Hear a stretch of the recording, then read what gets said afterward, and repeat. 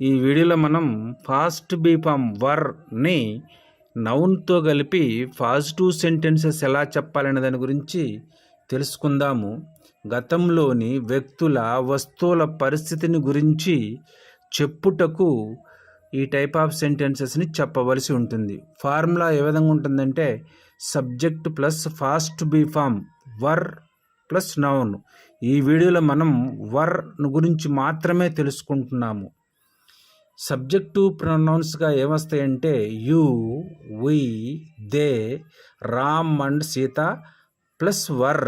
ఈ వర్నే fast V form అంటాము, లేదా హెల్పింగ్ వర్బ్ అని కూడా అంటాము, సహాయక క్రియ. దీని తెలుగులో అర్థం ఏంటంటే ఉన్నవి, ఉన్నారు అని అర్థం.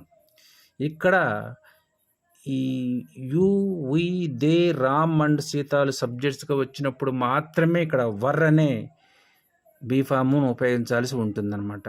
ప్లస్ నౌన్ అంటే నామవాచకం, పేర్లను తెలియజేసేది. నౌన్కి కొన్ని ఎగ్జాంపుల్స్ ఏంటంటే డాక్టర్స్, టీచర్స్, ఫ్రెండ్స్, స్టూడెంట్స్, ఇవన్నీ నౌన్కి ఎగ్జాంపుల్స్గా చెప్పుకోవచ్చు. కొన్ని ఎగ్జాంపుల్ చేద్దాము. దే వర్ టీచర్స్ ప్రీవియస్లీ, ఇంతకు ముందు వారు ఉపాధ్యాయులు. You were friends last year, గత సంవత్సరము మీరు స్నేహితులుగా ఉన్నారు. వి వర్ స్టూడెంట్స్ 1 year ago, ఒక సంవత్సరం క్రితం మేము విద్యార్థులము. మరికొన్ని నౌన్స్ని తీసుకొని మరికొన్ని సెంటెన్సెస్ ప్రాక్టీస్ చేసినట్లయితే ఈ టైప్ ఆఫ్ సెంటెన్సెస్ ఈజీగా మీరు నేర్చుకోగలుగుతారు.